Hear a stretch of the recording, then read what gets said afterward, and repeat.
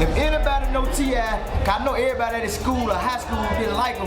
So I got a reward, man. If y'all send me the yearbook pictures or something that's showing where he from, man, I will pay y'all personally, man. You know what I'm saying? Say he got a phone conversation. If you tell it, if we had a phone conversation, you need to tell what the phone conversation was about. It's about you getting punched in the face at Club Pure by one of my goons, you know what I'm saying?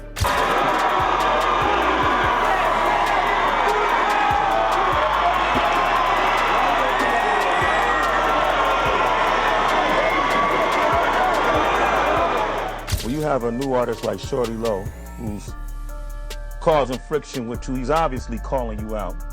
You know, he's obviously challenging the throne. Yeah, you know, which in my opinion is if you could call it that. Well, you know, you see it as competition. You don't take it personally.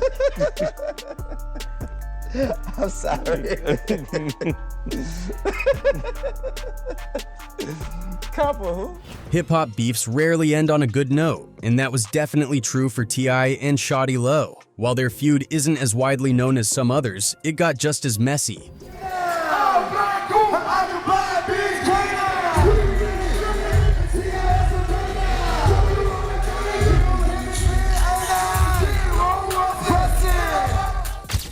You know what I'm saying? He's a great rapper. But I'm from the streets for real. That's what I do for real. I'm on Bankhead for real. 2610. He's talking about y'all become and do something. Do where we at right now. Things between them went from mutual respect to full-blown disrespect almost overnight, and T.I definitely caught the short end of the stick in this one. For starters, Shawty Lo called T.I out, claiming he was lying about where he was really from. This set off a chain reaction, with both the streets and the industry starting to question T.I.'s street credibility. What we want to know, man, how y'all seen T.I? Is he from Bankhead? Man, we ain't seen him no when these bricks, man. For real, man. Man, we already know who you be, Shawty Lo, baby, man. Why you say you pull up in that Bankhead, they already know, man. They already know who he be, man. But it didn't stop there. Shawty Lo's accusations also led to T.I being labeled with one of the worst tags in the rap game, a snitch. That label stuck hard and has haunted T.I for years, with other celebrities continuing to bring it up even today. But I'm gonna tell you like this, when I saw that, I think T.I lying. I think he went up there and just got the talking. You know, you were saying T.I was a rat. Well, yeah. Man, everybody know. Everybody know, homie. This beef got so intense that it went beyond just words. It spilled over into diss tracks, public back and forths, heated moments during performances, and even physical altercations between their crews. It was chaos. I know it's a lot of times, you know, you find yourself in positions around people who don't like you, but most of the time that's just because they don't like their damn self, you know?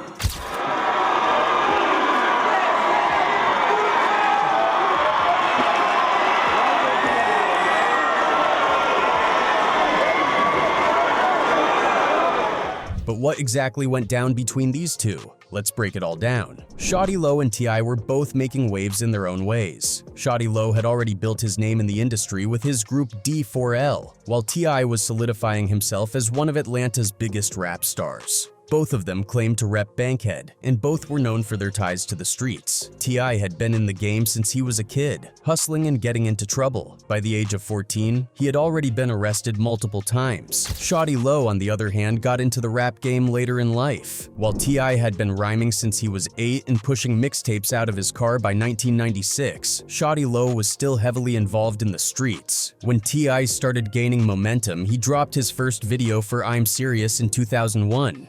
Interestingly enough, a lot of the cars featured in that video were borrowed from Shawty Lo, who was already established in the streets at the time. You can even spot Shawty Lo in the video, casually walking by. Back then, everything seemed cool between the two, but things eventually went left after Shawty Lo decided to pursue his solo rap career. By the time Shawty Lo left D4L to focus on his own music, T.I was already a massive name in hip-hop. He had chart-topping hits, Grammy Awards, and was widely regarded as one of the South's biggest rappers. Despite all that success, T.I always portrayed himself as someone who stayed connected to the streets. Naturally, Shawty Lo reached out to collaborate on a track, hoping they could make something happen. But T.I turned him down, and that's where the beef started to take shape. I had a song called Let's Get It that T-Lap would've got on. According to reports, Shawty Lo felt disrespected. He had helped T.I in the past by lending him cars for his video when he was just getting started, and now T.I was acting like he didn't even know who Shawty Lo was. Shawty Lo didn't take the rejection lightly and started calling T.I out, but T.I had his own version of the story. He said it wasn't personal, he just wasn't feeling the song Shawty Lo wanted him to be on. That was it. What people don't know is the reason he made that song, it was because I didn't get on a song that he wanted me to get on for them, but that just wasn't my thing, you know what I'm saying? Like, the music that they were doing, I didn't feel it fit me, it wasn't, you know. But as more details came to light, another layer of their history was revealed. Turns out, back in the day when T.I was hustling and trying to make a name for himself in the streets, Shawty Lo was already a major player in the drug game. Naturally, T.I looked up to him and approached him for guidance and help in the business. But according to T.I, Shawty Lo coldly turned him down, refusing to give him any support. So, and I said the same thing that any Atlanta say when he wants you when he looking for an opportunity from you. Yeah. With me. I say, man, you know, like, you know what I'm saying? Like 200, baby, you know what I'm saying? Something like that. Did me just like this. Hit your weight up. Roll the dice, kept the game. Fast forward to the present, and T.I didn't even realize at first that the same Shawty Lo who had reached out for a collaboration was the guy who had shut him down years ago. When he made the connection, he put his foot down and refused to do the track. I ain't never say nothing though. I ain't raised no hell. You know what I mean? And when I found out that was him, I was like, oh, get your weight up.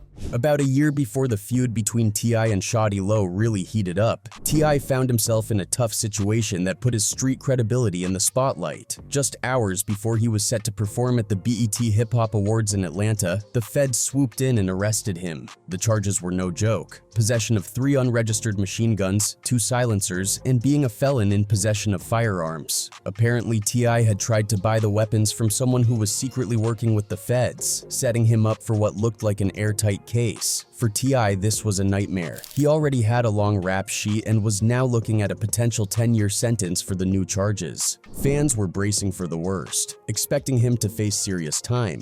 But then something unexpected happened. T.I pleaded guilty, and instead of a decade behind bars, he only received a 1-year sentence. On top of that, he ended up serving just a few months in prison before being released. The light sentence had everyone talking. How does someone get caught trying to buy machine guns, plead guilty, and walk away with barely a slap on the wrist? It didn't sit right with a lot of people, and Shawty Lo made sure to capitalize on the rumors. In interviews, Shawty Lo suggested that the only way to get a deal like that in a federal case was if you cooperated with the authorities. He didn't outright say it, but the implication was clear. He was calling T.I a snitch. Ticket caught all kind of guns, convicted felon. Murder service, go serve a year later on. You can't buy your way out of the fed. Shawty Lo's accusations got plenty of attention, but it turns out T.I might have actually been the one to throw the first jab. Back in 2007, T.I dropped the track Big Things Poppin', and some people believe he was taking shots at Shawty Lo in the lyrics. In one part of the song, T.I raps, "Do it to the maximum, take it while you askin' them. Don't listen to them suckers when they say you too irrational. See, I said I was king, and them lames started laughing. Them same suckers now want the king on a track with them." I said I was king and them lanes started laughing. Same sucker now want the king on the track. The lines seemed to hint at Shawty Lo, who had been publicly upset about T.I turning down his request to collaborate. After T.I finished serving his time and got back to work, he addressed the rumors and the growing tension with Shawty Lo in an interview with MTV. He dismissed the idea that he needed to use anyone else's name to gain attention, calling it nonsense. I mean, I never looked to gain acknowledgement or recognition by mentioning anyone else's name. It was an issue with me and another person. It was an issue with me and another person. It wasn't a publicity stunt or a marketing tool. When DJ Sway asked if Shawty Lo was even a real competitor for him, T.I didn't waste much time on the question. He just laughed it off like it was a joke. You see it as competition? You don't take it personally. I'm sorry. Couple who? That dismissal didn't sit well with Shawty Lo, who decided to hit back harder. he started questioning T.I.'s authenticity, calling out his claims about being from the west side of Atlanta, specifically Bankhead. T.I. had always proudly repped Bankhead in his music, but Shawty Lo was calling cap on the whole story. He claimed that nobody in Bankhead even knew T.I. and accused him of building a false narrative about his street ties. If anybody know T.I, cause I know everybody at his school or high school didn't like him, so I got a reward, man. If y'all send me the yearbook pictures or something that's showing where he from, man, I will pay y'all personally, man. You know what I'm saying? To drive his point home, Shawty Lo dropped Dun Dun, a diss track aimed squarely at T.I. On the track, Shawty Lo rapped, "I've done it all, I've done it all. Who mentioned Bankhead? Didn't acknowledge me. What, you blind? Need some glasses to see?" He added fuel to the fire with more lines like, "Yeah, I'm hot, dude. They say I'm burning up. Me, the rare dude, I'm finna turn it up. Add the fire to the flame. Who mentioned Bankhead didn't say my name." But the line that really stuck and became a catchphrase in the feud was, "Dude said he from the west side. Well, Goodman, it must be two sides." That lyric hit hard and had people questioning T.I.'s entire backstory.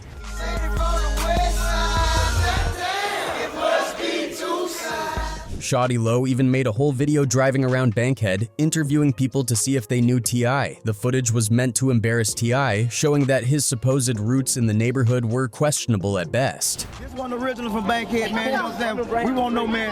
How you seen T.I? How you seen him? Y'all gonna try to keep talking about y'all? Well, we won't know, man. How y'all seen T.I? Is he from Bankhead? Man, we ain't seen him no wearing these bricks, man. For real, man. At the time, T.I. was one of the biggest rappers in the world, so having his street credibility challenged so publicly was a bad look. In response to Shawty Lo's constant jabs, T.I. decided to go all in with a diss track called "What's Up, What's Happenin'." Not only did he come for Shawty Lo lyrically, but T.I. also filmed the music video in Bowen Homes, a neighborhood in Bankhead that Shawty Lo was closely associated with. Hey, look, we gonna ride on up to the top of Baker Road, and then we gonna ride back down. I lead the way. The track was ruthless, with T.I. coming for Shawty Lo and his crew with lines like, "I bet that would he get a show, now that's a damn shame. I guess that what he hatin' foe, boy you so damn lame. Your click the same, just a bunch of walkin'-ish stains. Disgrace the A, you give the city such a bad name." T.I. also addressed their past, airing out how Shawty Lo had switched up on him despite them being cool back in the day. He rapped, "But still I hear you loud and clear on your lil song. Go on, get your dissing on while the king gone, your self-esteem gone, cause I'm back now. Let's see if we can't teach these dudes how to act now. You're kissing ah then, you jumping back now. I check your ah then, I shut your ah down." You loud and clear on your little song. Go on, get your dissing on while the king gone. T.I. also addressed Shawty Lo's antics of driving around Bankhead asking people if they knew him, calling it desperate and irrelevant. In the track, he rapped, "Hey, what I care about who you asking saying they ain't heard of me? I'm certified. Certainly your videos ain't hurting me. I still ride with the windows rolled down, all around the A-town, like it's finna go down." You asking saying they ain't heard of me. I'm certified, certainly. Them videos ain't hurting me. Then, to add another layer, T.I. threw in, "Go on, get yourself high, cause I yelled Bankhead, and you felt left out. I ain't mentioned your name. Is that what all this bout?" Bankhead and you felt left out. I ain't mentioned your name. That's what all this about. But that wasn't all. On his track, No Matter What, T.I. allegedly sent more shots at Shawty Lo with lines like, "Set the standard in Atlanta, how to get it. So you up-and-coming rappers wanna diss? Just off it. I'm officially the realest, point blank, period. Whether I still live in the hood or just visit, whatever you can do in the hood, I done did it. That's why the dope boys and the misfits feel it. This still his city, long as Tip livin'." T.I. was doubling down on his status in Atlanta. He was effectively shutting down any questions about his credibility or his connection to the streets. By late 2008, the tension was sky high. Then came the infamous Dirty Awards in Atlanta in November of that year, where everything took a turn for the worse. Both T.I. and Shawty Lo were in attendance, and their crews were eyeing each other from across the room. At first, things stayed relatively calm. There was tension, but nobody was acting out. That all changed when Shawty Lo hit the stage and performed his diss track, Dun Dun. The performance was like lighting a fuse. Reports say that as Shawty Lo was performing, members of T.I.'s crew started throwing chairs onto the stage. The chaos got so bad that the show had to be temporarily shut down while security tried to get everything under control. During the break, it said that T.I. and Shawty Lo actually crossed paths backstage and supposedly squashed the beef, at least on the surface. But if there was any peace, it didn't last long. When the show resumed, T.I. hit the stage and, according to witnesses, threw more shade at Shawty Lo in front of the entire crowd. That was the final straw. Tensions boiled over, and their crews couldn't hold back anymore. A full-blown brawl broke out, with both sides throwing punches. I know it's a lot of times, you find yourself in positions around people who don't like you, but most of the time that's just because they don't like they damn self,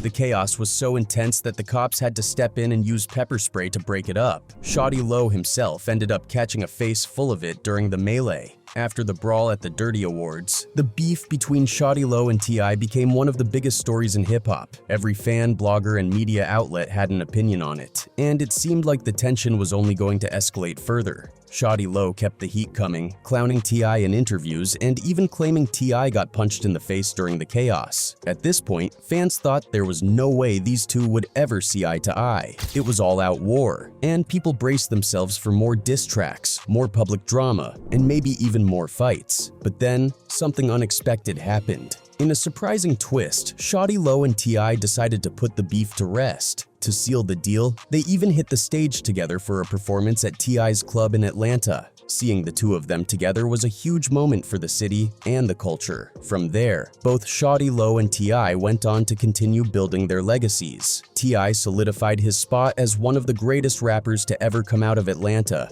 and Shawty Lo remained a respected figure in the city. But then tragedy struck. On September 21, 2016, the city of Atlanta and the hip-hop community were hit with devastating news. Shawty Lo had passed away. That night started off like any other for him. He was out at the Blue Flame Lounge, a popular strip club, partying with his crew and enjoying himself. It was a normal, chill night, and no one could have predicted the tragedy that was about to unfold. Shawty Lo left the club around 2 in the morning with 2 women in his car. They were driving down the highway in his Audi A7, and according to reports, Shawty Lo was really pushing it, speeding down the road. The women in the car later revealed that they had asked him to slow down, but it seems he didn't take their warning seriously. Unfortunately, things took a deadly turn. Shawty Lo lost control of the car, drove over a guardrail, and the vehicle collided with 2 trees. He was ejected from the car, and by the time paramedics arrived, it was already too late. Shawty Lo was gone. We have breaking news. An exit ramp on I-285 is back open after a deadly crash in South Fulton County.